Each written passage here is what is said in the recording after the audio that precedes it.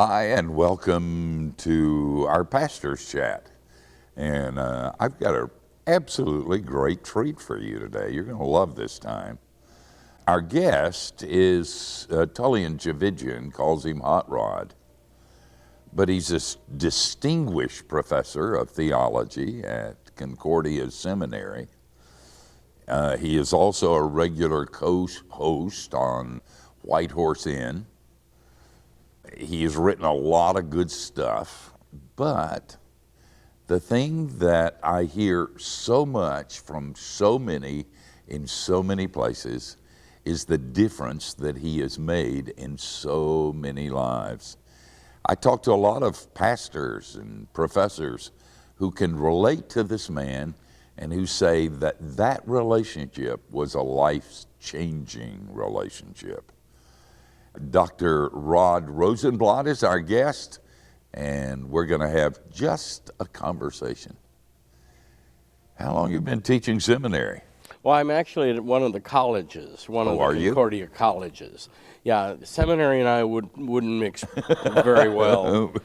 How long have you been teaching students? Over 30 years, probably about 35 to 37 years. I was at Westmont for a while and have been at Concordia in Irvine, California for over 30. Oh, man. I spent a week at Westmont one time. Mm-hmm. I thought it was pretty brave they hired me. I think so. You're pretty dangerous. Well, no, it's just that they weren't going to get the answers that they got from Dallas Theological Seminary. You're Lutheran, and I get that. And if I have to choose between John Calvin and Martin Luther, I will choose Luther every time. But if you say I said that, I will say you lied. Okay, fair enough. All right, you made a statement. Let's talk theology a little bit, since that's your field. You said it was very brave of them to hire you, and that in some settings, Reformed people are not that happy with you. Tell us some of the difference. What's the difference? Well, if you have the real thing, genuine Calvinism, like Dr. Horton or Dr. Riddlebarger, we're going to have a different Christology, and it's going to show up in baptism and supper. We will differ on for whom Christ died. That's pretty standard stuff. But we have so much in common that we can work together and have as our common target the American evangelical. Yeah.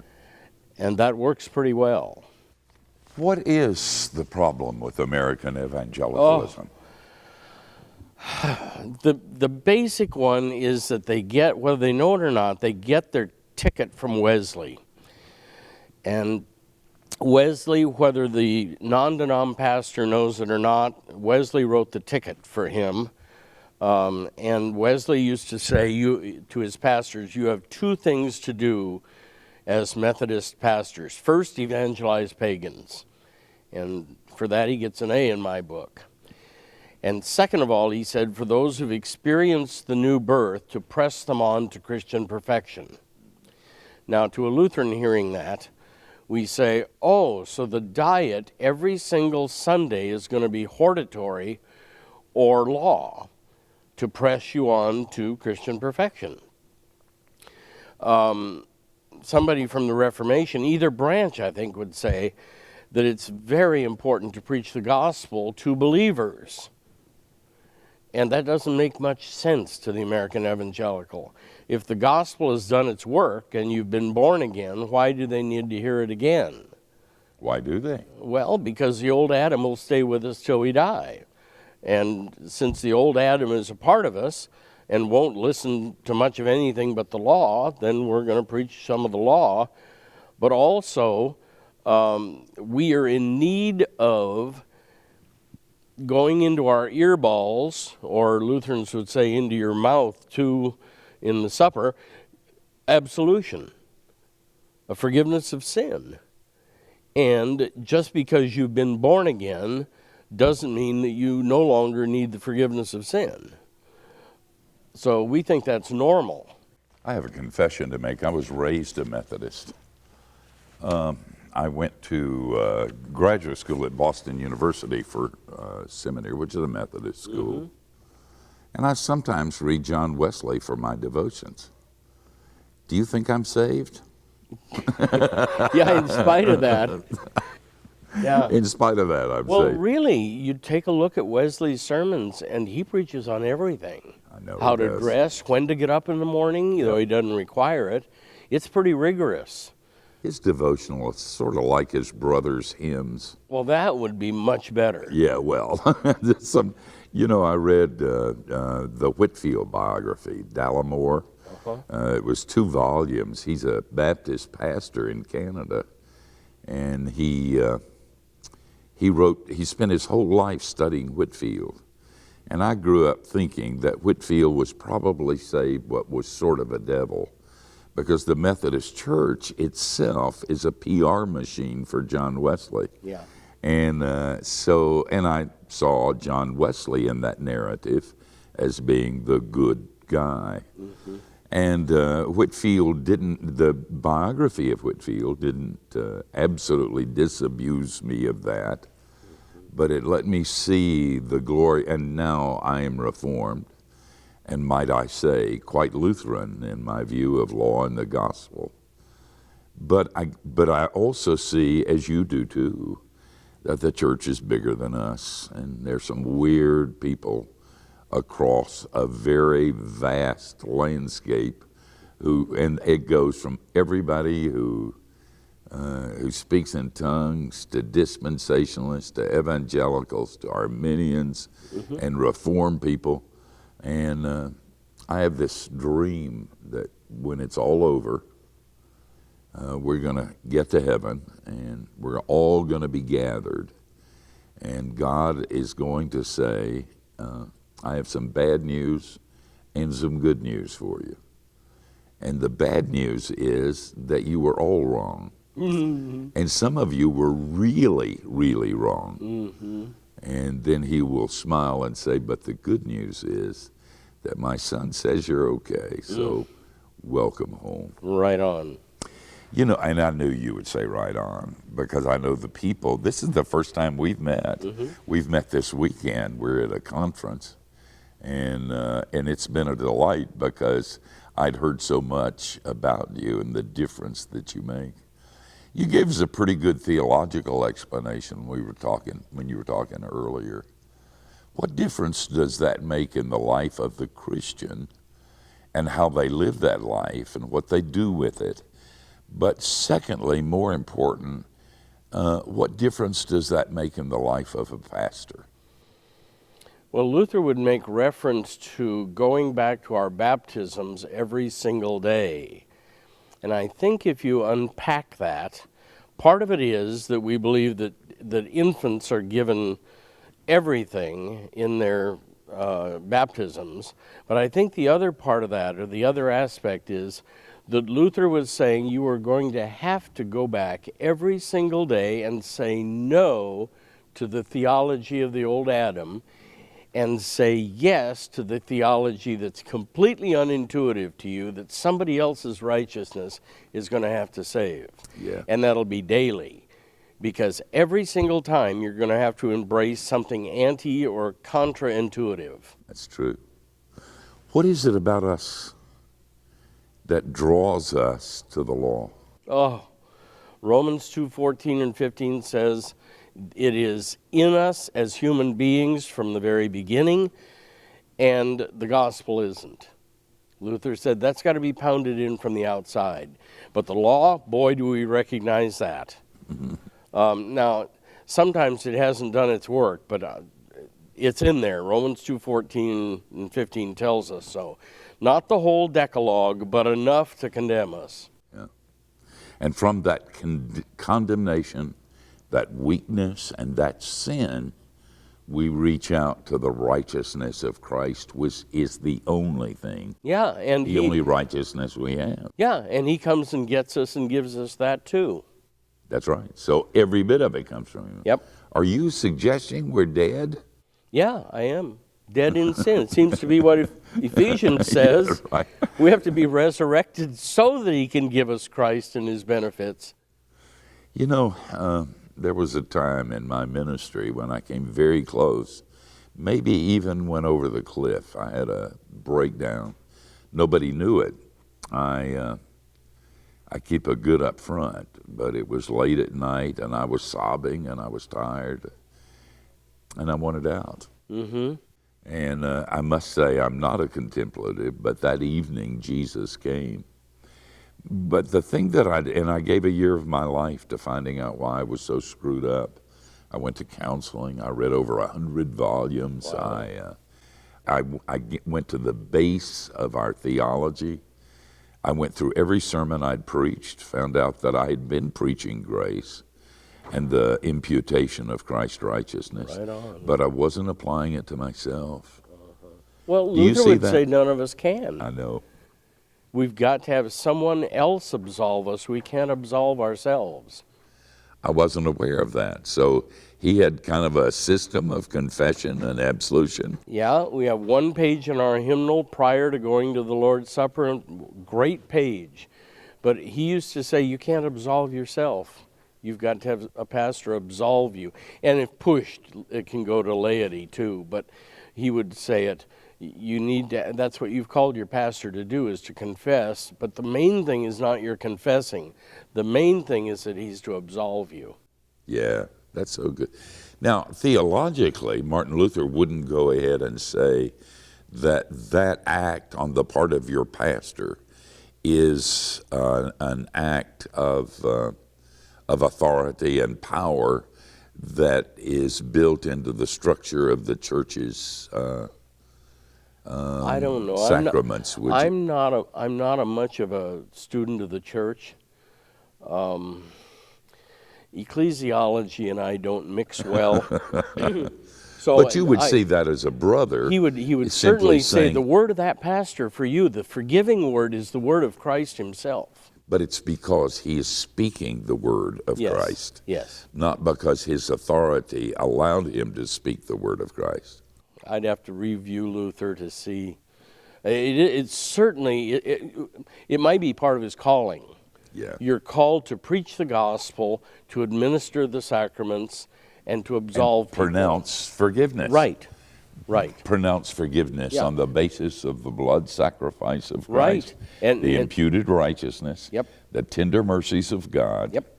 But there's a difference between doing that in the context that Luther meant it and doing it as, for instance, a Catholic priest. Absolutely. That business about a character given at ordination, we've always said no to, but we do take seriously what is a pastor called to do. And I think we'd have a lot of overlap there. Yeah. But part of it is, and it's what American evangelicals so desperately need, is a word of forgiveness, That's very true.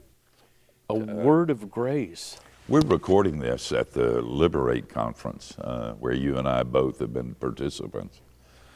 And I was with Tullian for lunch today, and he was talking to a Spanish pastor who is a Hispanic pastor who is very concerned that the kinds of things you and I are talking about now would be a part of the church in Latin America.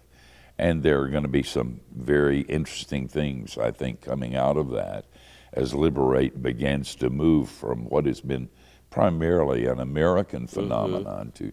But I heard Tullian say something that I've heard him say before.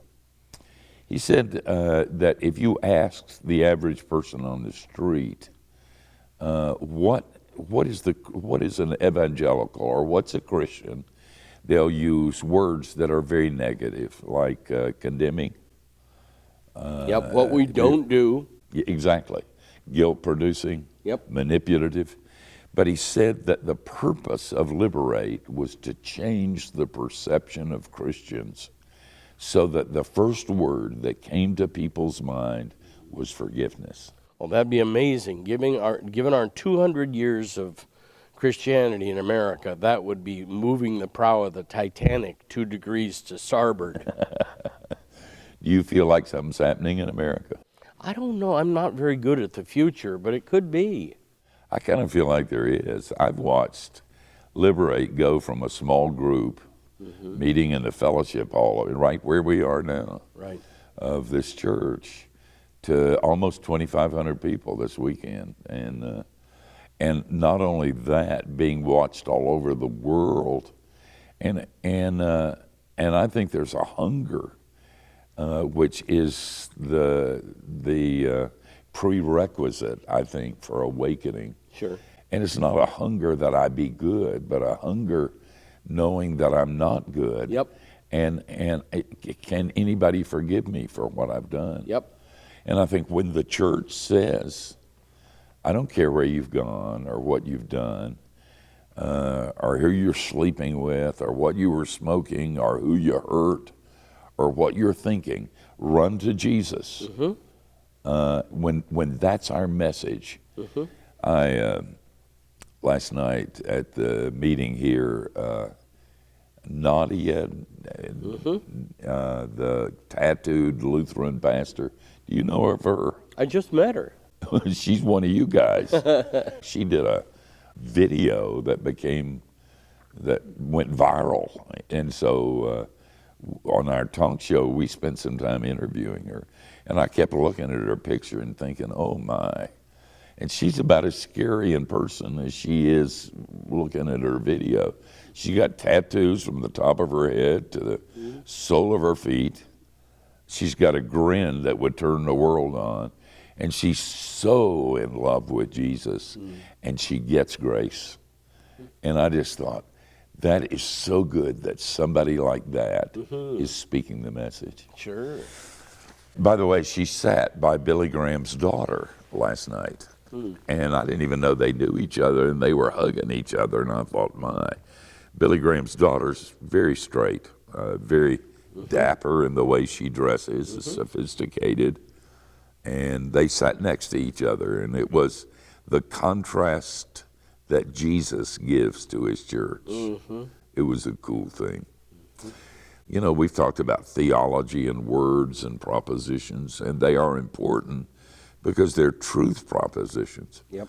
But what difference does that make to a pastor who's struggling in his church, and he's doing the best he can and working hard at it, and not able to quite pull it off, and feels guilty all the time? Yep. What would you say to somebody like that? Well, the first thing I'd say would not be obvious, but I'd probably say it anyway. Are you alone or aren't you? Yeah. Do you have anybody? And I mean male. I mean philia. Yeah. Is there anybody that you've got? And it can't, of course, you know as well as I, it can't be somebody in the congregation. No. Might not even be anybody in his denomination.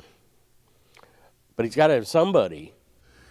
I heard you say earlier at a different thing that philia is something very hard to pull off in our day and age without people thinking all kinds of things that are not true. Yep. We can't give it up for reasons of that. We need it. I'll be the first one to say it. I need my male friends in ways that without them I won't even cope. Okay, you got that. What about in terms of these words we've been using? The guilt that he feels, the constant manipulation on the part of others, always trying to fit into a mold that somebody else has created. What does Christianity have to say about that? The goal in the early church was that the emperor would commune next to the slave. Now, all those things about in Paul and Ephesians, the distinctions that don't matter, we act as if those are defining. They're not. Yeah. In Christ is what defines. And all those others pale into insignificance. But he's got to have somebody to absolve him. You know? Somebody to preach the gospel to him. Yeah. Yeah. Do you think pastors need that as much as people do in the pews? Absolutely. And I always tell my students, they're only at college level and they're going on to seminary, but I say, if you're going to do what you call third use of the law, bury it in the middle of your sermon, and at the end absolve them. Yeah. Open with grace and end with grace. Yes. And if you got to do Well, how do you tell us what the third use of the law is? Well, both the Reformed and the Lutheran have it. The Reformed a little more intensely than we have it, but it came later than Luther, and there are a lot of people who have problems about whether there even is such a thing.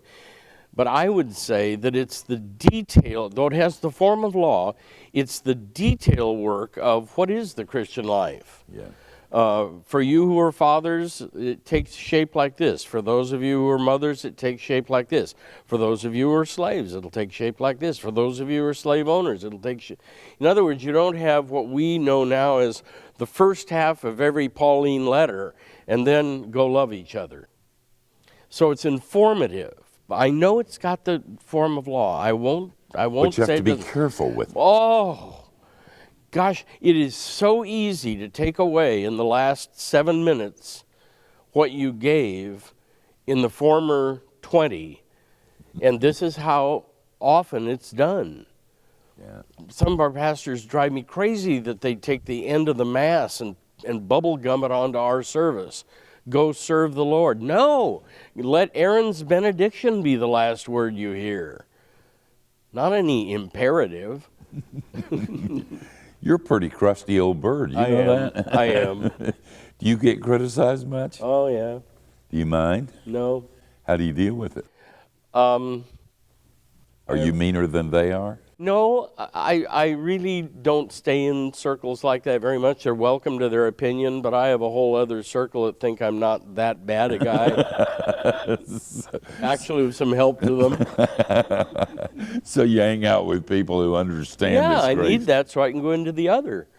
Talking about criticism, people get very angry at the message that I think is Christian, not primarily Lutheran. Right. You know, I'm a Right. Presbyterian, but I think the Christian faith is one of absolution. Yeah, absolutely. And I think that The Bible story is a story of rescue. and they're all screwed up in the Bible. I don't know where we got the idea it could be anything different, but when it's preached and taught with purity, there's some people that become serial killers. I mean, they're really angry. Mm-hmm. Why is that? Well, Paul calls it a scandalon. You know, that was the trip switch in a trap, the spring-loaded trip switch, and the gospel delivered can do that. Yeah. Be a real scandalon because it goes up against everything we've ever been taught. Everything that's legal, wages, payoff, goodness, you know, all of that stuff is leveled. And there's Christ on the cross left.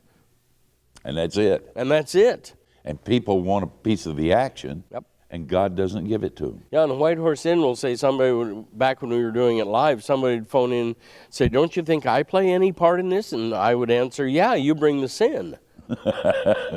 And that can be kind of irritating to people that are working hard. Yeah, that's your part. Rod, you get criticized a lot. And I have a friend who tells me that you've got a story that illustrates grace that sometimes ticks people off. Yeah. Could you tell us? Yeah, I had a wonderful father. All of our family was medical, no pastors ever. 5 generations back to Denmark. They were all surgeons and family doctors. And so my dad gave me this old 53 Buick in high school so I could get to high school. It was a straight 8, meant a long hood. And we had this high school fraternity.